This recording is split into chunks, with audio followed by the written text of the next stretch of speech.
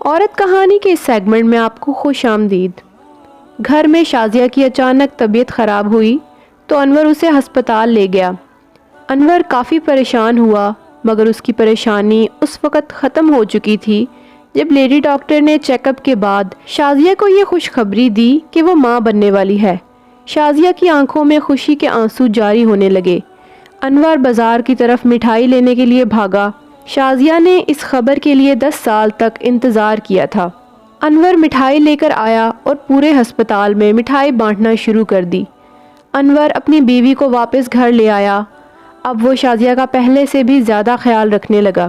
اس کا ایک کریانہ سٹور تھا۔ اس سے پہلے وہ سٹور پر رات گئے تک کام کرتا تھا۔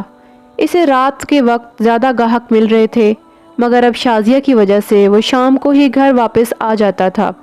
دن گزرتے گئے اور آخر کار وہ دن آ گیا جس کا شازیہ اور اس کا شوہر بڑی شدت کے ساتھ انتظار کر رہے تھے۔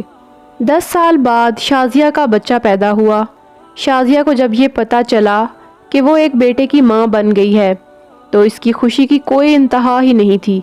وہ اپنی تکلیف بھول گئی اور لیڈی ڈاکٹر سے کہا کہ میرا بچہ میرے سامنے لایا جائے، میں اپنے بچے کا دیدار کرنا چاہتی ہوں۔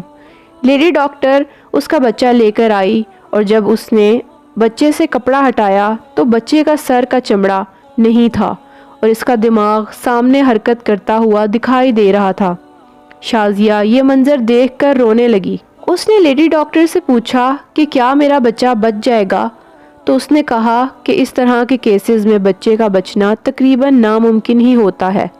وہ بھی ہسپتال میں ہی داخل تھی کہ 2 دن بعد بچے کی ڈیتھ ہو گئی۔ ہسپتال کا سارا سٹاف جو کچھ دن پہلے شازیہ اور انور کو مبارکباد دے رہے تھے، اب وہی لوگ ان دونوں کو تسلیاں دینا شروع ہو گئے۔ ڈاکٹر اس کے پاس بیٹھ گئی اور شازیہ سے کہا کہ زندگی میں ایسے مشکل مراحل اکثر آ جاتے ہیں، مگر انسان صبر کرنے کے علاوہ اور کچھ بھی نہیں کر سکتا۔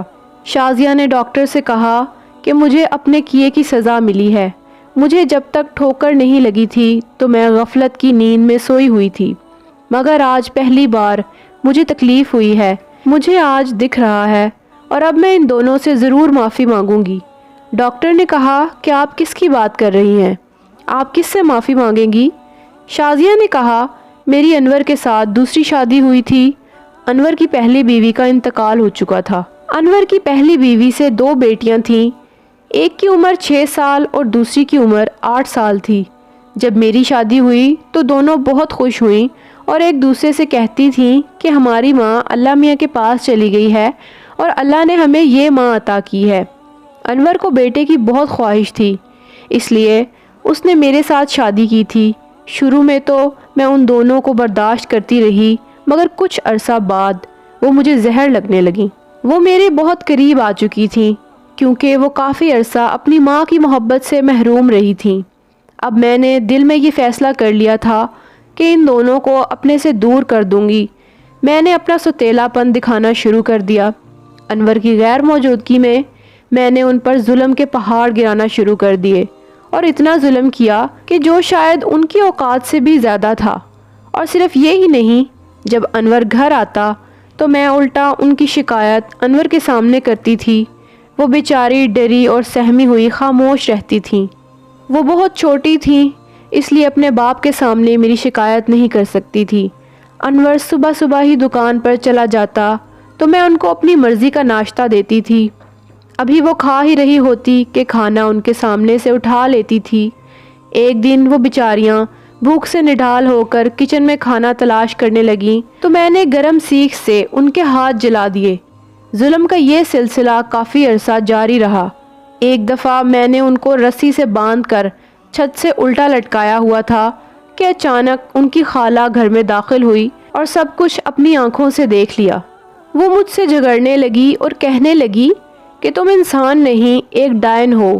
ہمارا جھگڑا جاری ہی تھا کہ انور گھر میں داخل ہوا۔ اس نے انور کو سب کچھ بتایا، مگر اسے مجھ پہ بھروسہ تھا۔ ان کی خالہ ان دونوں کو اپنے ساتھ اپنے گھر میں لے گئیں۔ میرے کہنے پر انور بھی اس بات پر رضامند ہو گیا تھا۔ ان دونوں کے جانے کے بعد گھر میں مجھے ہر وقت ان کی چیخیں سنائی دیتی تھیں۔ میں خوف کے مارے اپنے کانوں میں انگلیاں ڈال دیتی تھی۔ گھر بہت ویران ہو چکا تھا اور مجھے اس ویرانے سے ڈر لگنے لگا۔ میری بہت خواہش تھی کہ اللہ میری گود ہری کر دے تاکہ مجھے اس ویرانی سے نجات مل جائے، مگر 8 سال بیت گئے اور اس کے بعد جا کر مجھے اولاد کی خوشخبری ملی تھی، مگر میرا بیٹا 2 دن بعد ہی اس دنیا سے چل بسا۔ اس نے انور سے کہا کہ میں ہسپتال سے سیدھا ان دونوں بچیوں کے پاس ہی جاؤں گی۔ انور اسے ان کی خالہ کے گھر لے گیا۔ شازیہ جاتے ہی ان کے پیروں میں گر گئی اور رو رو کر ان سے معافی مانگی۔ شازیہ نے کہا کہ میرے ساتھ دوبارہ میرے گھر چلو۔ لڑکیوں نے کہا کہ ہم نے آپ کو معاف کر دیا، مگر ہم اپنی خالہ کے پاس ہی رہیں گی۔ شازیہ اب بھی گھر میں اکیلی رہتی ہے۔ اسے اب بھی گھر کی ویرانی سے خوف آتا ہے۔ مکافات عمل ہے یہ دنیا۔